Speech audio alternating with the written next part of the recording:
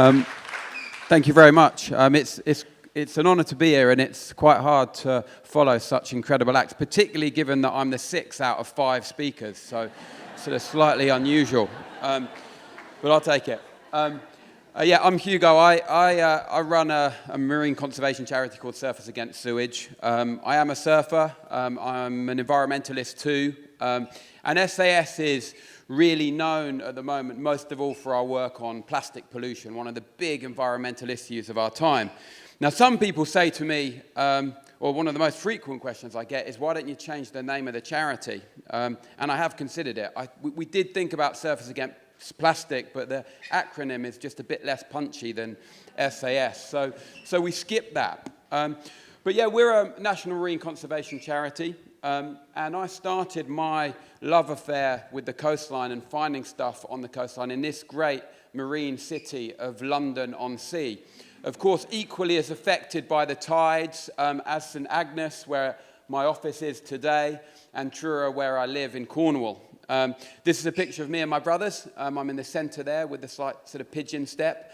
My dad used to take me and my brothers down to the foreshores of the Thames to do what's called mudlarking, finding all sorts of old things that washed up with the tides, the flotsam, the jetsam, and particularly the clay pipes, the coins, and the things left behind by the dockers. And it's there that I first started having a real fascination in what washed up on our coastline. Of course, in this picture, what you don't see is the tide lines of plastic pollution that we all too often see on the River Thames, on rivers around the world, and of course on our coastline too.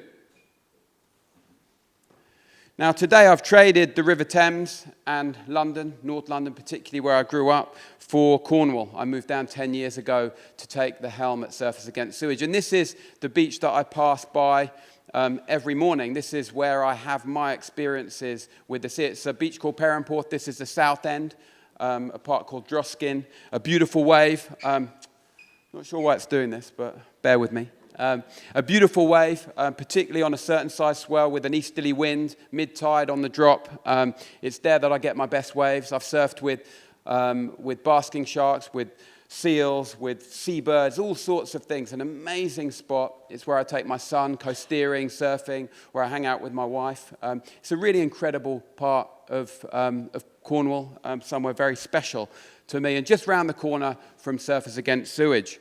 Now, we're based in a village called St Agnes, and we've been going 30 years. I've only been running it for 10 years, but we were started in 1990 because of the then chronic sewage pollution issue around the coastline of the UK.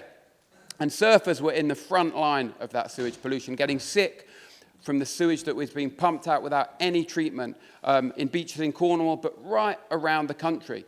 So they rose up, the righteous indignation of having their playground polluted by this sewage pollution. And they started taking to the streets of London and other places with inflatable turds, with their gas masks, with their surfboards to protest for change. And thankfully for them, change was coming. There was new European legislation that meant that water companies, the newly privatized water companies, had to clean up their act and stop pumping out untreated sewage, polluting our beaches right around the country. Now, the organisation has changed a lot since then. I took over in 2008, and it had a great track record. It had done a lot of work on sewage pollution, on water quality around the coastline, but it had lost its way. It was about to be closed down. And as a surfer, as an environmentalist, as a charity professional, having worked with the Stop Climate Chaos Coalition, with children's charities and other environmental charities in London, I decided this was the thing for me. I wanted to revive it. I moved down to what was pretty much a physical and metaphorical squat. It had really run out of steam. The headland where we're based, my nearest neighbour was a guy called Dennis. He lived in a shack in a field that he'd built out of pallets. He was a great guy. He used to come in every morning to try and have a chat with me, bring me a can of beer. I used to say, look, Dennis, I haven't quite got time. I've got to rebuild this charity. And that's what I started doing, building on this great history. Over the past 30 years, we've seen the water quality around our coastline go from 27% of our beaches passing the minimum European standards to now what is an incredible 98%. Thanks to the work of Surfers Against Sewage, thanks to incredible European legislation, and thanks to great campaigners that ran the organisation before me. But in this same period of time, we've seen an explosion of other issues. Of course, climate change, which is the issue of the moment, plastic pollution, which I'm going to talk about tonight, and biodiversity loss in our oceans and in all of our environments. This is actually the other end of my favourite beach, Perranporth, after a storm a few years ago. So you can see the scale of threats as they grow. But one thing that's always remained a constant with Surfers Against Sewage is our authenticity, our connection with the ocean. We represent people who live and breathe the ocean and spend a lot of time in the sea, not just surfing, but swimming, walking on the beach, sailing, doing all sorts of activities. So close is that relationship that I often hear them described as marine indicator species, the canary in the coal mine. They're people who see these issues firsthand. They saw the sewage pollution issue firsthand. They were first to see the plastic pollution crisis emerging on our beaches.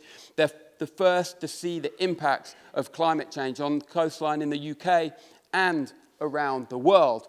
And they've risen up to fight against this, to take radical action to try and stop the changes that they're seeing to our environment. Now, this is another picture of Perranporth Beach, and this was after Storm Hercules in 2013-2014. It was one of the big storms and big moments in the plastic pollution debate and crisis. Before this storm, no one in the media wanted to talk to us about plastic pollution particularly. No one thought it was a really big issue. But this event changed everything. This was the ground zero for the plastic pollution issue for us. On this day, I took my team down to the beach and we picked up thousands of plastic bottles in just an hour at our lunchtime. It was a really shocking sight. Now, this was before the Blue Planet, which was the program that is now reputed to have started the plastic pollution movement, or the movement against plastic pollution. I had the good fortune of speaking alongside one of the producers of the Blue Planet recently, a guy called James Honeyborn, an incredible guy, and he told us incredible facts about the animals they filmed, about the experiences of creating that documentary. But what stuck with me the most was that out of 7 hours of broadcasting, only 14 minutes was dedicated to plastic pollution. So a very short amount of time that propelled this issue into public consciousness. And of course, we were there ready to work on it. And the statistics are shocking. Between 2002 and 2012, more plastic was produced than in all of history before that. No wonder we've got a crisis, and we see whales like these sperm whales washed up, dead, their stomachs filled with plastic. Single-use plastics, the convenient plastics that supports all of our lifestyles. So, what are we doing about it? Well, we mobilise beach cleaners. When I started, we mobilised about 500 every year. Now we mobilise over 100,000 volunteers every year, contributing about 300,000 hours of volunteering time to protecting our beaches. But we know we can't pick our way out of the problem. That's an end-of-pipe solution. We would never have advocated mopping up the sewage back in 1990. That wouldn't have been a solution. But beach cleaning is a great act. Every piece of plastic we pick up on the coastline is a victory for our environment. But more importantly, it signposts the real culprits of the pollution crisis. The big brands. This year we did the biggest brand audit of plastic we were finding on our beaches. And you won't be surprised to know that Coca-Cola, Pepsi-Cola, McDonald's, Cadbury's, all of the big producers of single-use plastics were the main culprits for the pollution we were finding. And they don't like their brands washing up on tide lines. But we realised also that not everyone could attend a beach clean in a beautiful part of the world like Cornwall. So we started plastic-free communities. This, again, was before the Blue Planet. And this was to mobilise communities around the country to say no to single-use plastics, to uniting businesses, individuals, local councils, local MPs to say no to plastics, to try and cut out those plastics from their lives. Every act of refusing plastics a radical action to try and protect the environment. We had a big ambition in 2017 when we launched it. We thought, we'd want 125 communities by 2020. We've already got 650 communities working around the UK, representing millions of people trying to decouple their lives from single-use plastics. But the real aim of our campaigns, the real theory of change, is uniting people, uniting these radical acts of refusal of beach cleans, of saying there's a problem on our coastline, and saying to the powers that be that change needs to happen. The systemic change that we heard in one of the previous talks, the framework that we all live within, whether it's with plastics or carbon or money, we're all trapped in certain systems. And a lot of that rests in Parliament. In 2017, we did a Freedom of Information request to find out how much single-use plastic was being used in the Houses of Parliament. And for 600 MPs or so, we found that they used over 2 million items of single-use plastic. So we started a big campaign on that. And it was very successful within a short amount of time. And we confirmed Parliament as the first place in the UK to institutionally stop single-use plastics and put in new systems to contain and control what they were using. And it's there that we create our laws. Surfers Against Sewage was instrumental in campaigning for the plastic bag charge. People, when we were campaigning, thought that a 5p plastic bag charge would not cause any change to people's shopping behaviours. But indeed it did. We know that the latest statistics show 85% reduction in plastic bag usage in our supermarkets. That's over 15 billion fewer plastic bags in our environment already. Imagine how long it would take for us to pick up 15 billion plastic bags. And we've been instrumental in the calls for a deposit return scheme. We have over 700,000 plastic bottles littered in this country every single day. Most of the plastic bottles we use don't make it to recycling, and those that do rarely actually come back as bottles. A deposit return scheme can change all of that. We've been instrumental in bringing in the ban on straws and stirrers, which will soon take hold in this country. So legislation and policy change is what can really change the system that we all live within.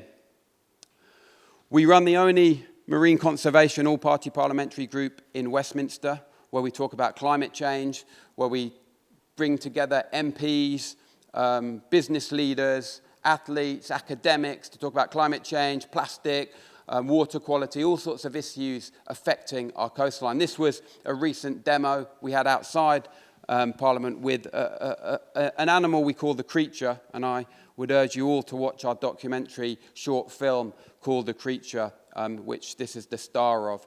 And it's there that we're really campaigning for change. So over the last 10 years, we've sort of come a long way. I mentioned a guy called Dennis, who was my nearest neighbour and advisor when I started. And I didn't think I'd be at SAS for as long as I have been and bring about some of the changes we've helped bring about for the country. And I didn't think we'd get the sort of recognition that we've got. I didn't think I'd go to the UN to talk. I didn't think that I'd go to Downing Street to campaign. I didn't think that we'd be invited to be part of the royal wedding of Harry and Meghan last year. These incredible things. And sure enough, last summer we had His Royal Highness the Prince of Wales come down and sort of replace Dennis on our headland in Cornwall, which was an incredible moment.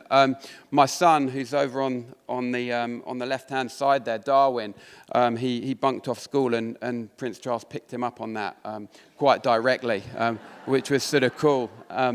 And so it's been an incredible caper. And for me, it all revolves around this connection with the ocean. This is at my favourite spot, Perranporth, and it's there that I find my sanctuary and my connection and motivation to do what I do. And I think really now in this great time of ecological challenge, I think back to one of my heroes, Jacques Cousteau, and he said that the air and water, the two great fluids on which all life depend have become global garbage cans. And I think the time is now for radical action. And I think we can all take radical actions, whether it's eating a bit less meat, whether it's refusing a bit of plastic. But every day we can take little radical actions that combine together to try and change the system that contains and controls us all. Thank you very much.